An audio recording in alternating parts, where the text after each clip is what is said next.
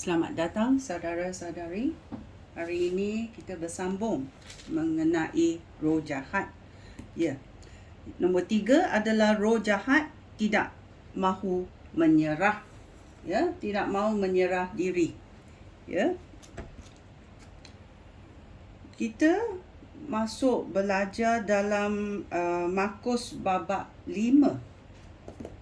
Tajuknya adalah Yesus menyembuhkan seorang yang dirasuk roh jahat. Ya, kita mendengarnya dahulu dan kita membuat ajaran teliti. Kemudian Yesus dan pengikut-pengikutnya tiba di seberang Tasik Galilea di daerah Gerasa. Sebaik sahaja Yesus turun dari perahu, dia didatangi oleh seorang lelaki yang keluar dari gua kubur.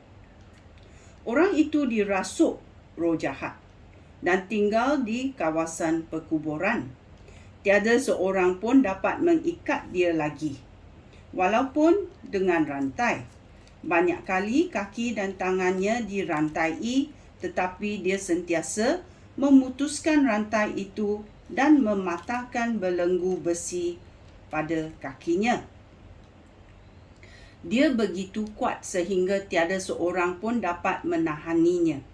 Siang dan malam dia berkeliaran di perkuburan dan di bukit sambil berteriak-teriak dan melukai tubuhnya dengan batu.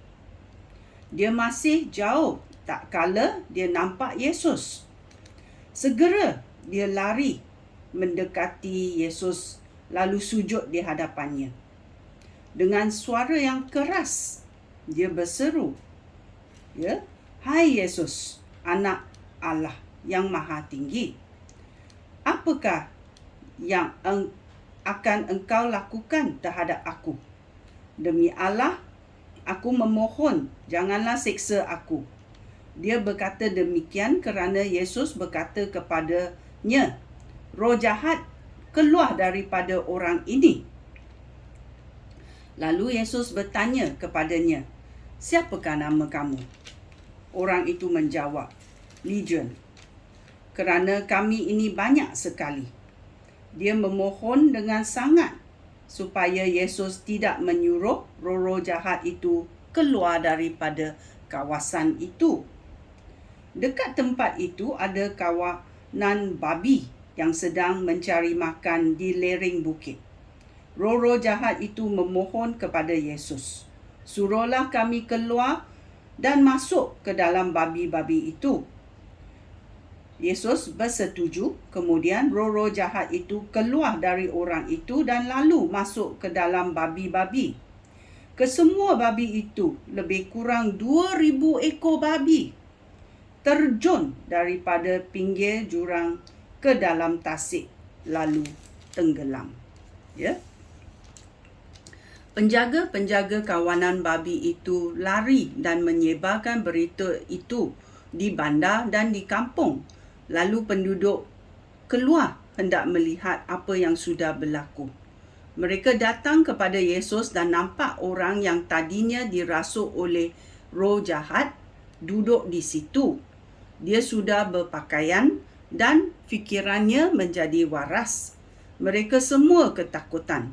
Semua orang yang telah menyaksikan perkara itu memberitahu mereka apa yang sudah berlaku kepada orang itu di kawah dan apa yang berlaku kepada kawanan babi itu. Oleh itu, mereka meminta Yesus meninggalkan daerah itu. Ketika Yesus menaiki perahu, orang yang tadinya dirasuk roh jahat memohon kepada Yesus, "Guru, benarkanlah aku mengikut Guru." Tetapi Yesus tidak membenarkan dia ikut. Sebaliknya, Yesus berkata kepadanya, "Pulanglah kepada keluarga kamu dan beritahulah mereka betapa besarnya pertolongan Tuhan dan betapa baiknya Dia, iaitu Tuhan, kepada hidup kamu." Demikianlah orang itu pergi ke seluruh daerah. 10 kota dia pergi dan memberitahu apa yang telah dilakukan oleh Yesus untuknya. semua orang yang mendengarnya keheranan. Ya, orang itu menjadi pendeta, ya, dan keluar memberitahu apa Tuhan telah melakukan kepadanya, apa yang baik telah berlaku. Ya. Ya. So kita tahu dalam cerita ini, ya, roh jahat tidak mahu menyerah. Ya. Yang pertama adalah kita tahu roh jahat nak tipu Yesus Kristus supaya mereka tidak dihalau keluar daripada badan orang ini. Ya. Nombor kedua, kita tahu Yesus memerintah mereka keluar. Ya, Yesus memerintah mereka keluar dalam Lukas babak 8 ayat 29. Dia berkata, orang itu berkata demikian kerana Yesus telah memerintah roh jahat itu keluar daripadanya. Banyak kali roh jahat itu menguasai orang itu, walaupun dia dijaga dengan ketat dan kaki tangannya dirantai. Dia dapat memutuskan rantai itu, lalu roh jahat membawa dia kepada padang gurun. Roh jahat mau orang itu kesepian, ya, dan bila orang itu kesepian, orang itu boleh berfikir benda-benda yang tidak baik dan boleh juga membunuh diri. Ya, roh jahat boleh membuat seseorang itu bunuh diri. Ya. Nombor 3, kita tahu, ya, bahawa roh jahat berseru kepada Yesus supaya mereka tidak diseksa. Ya, dalam Lukas babak 8 ayat 28. Dia berkata, apabila dia melihat Yesus, dia berteriak serta sujud di hadapan Yesus dan berseru, "Hai Yesus, Anak Allah yang Maha Tinggi, apa yang akan engkau lakukan terhadap aku?" Ini percakapan daripada roh jahat, bukan daripada orang itu, kerana orang itu telah dijangkiti oleh roh jahat, mindanya sudah rosak, dia tidak waras. Ya, mana boleh dia berkata, "Hai Yesus, Anak Allah yang Maha Tinggi, apa yang akan engkau lakukan terhadap aku? Aku mohon, janganlah seksa aku." Ya. So, roh jahat boleh menyeru supaya Yesus tidak seksa mereka. Ya. Nombor 4, Yesus menuntut mereka dan berkata, "Siapa nama kamu?" Ya. So kita tahu roh-roh jahat sebagai macam perangai manusia. Itulah dia berkata, "Siapa nama kamu?" Ya. Nombor 5, dia berkata, roh jahat membalas Yesus kerana Yesus menuntut daripada mereka dan mereka mesti membalas, ya, Yesus. Dan mereka berkata, "Kami ini legion, kami ini banyak sekali." Ya, dalam Markus babak 5 ayat 9. Dia berkata, ya, orang itu menjawab, "Legion, kerana kami ini banyak sekali." Ya, banyak sekali roh-roh jahat yang merasuk, yang menjangkiti orang itu. Ya. Nombor 6, ya, Yesus berkeras supaya mereka keluar, tetapi roh-roh jahat meminta Yesus supaya tidak menghalau mereka keluar daripada tempat itu.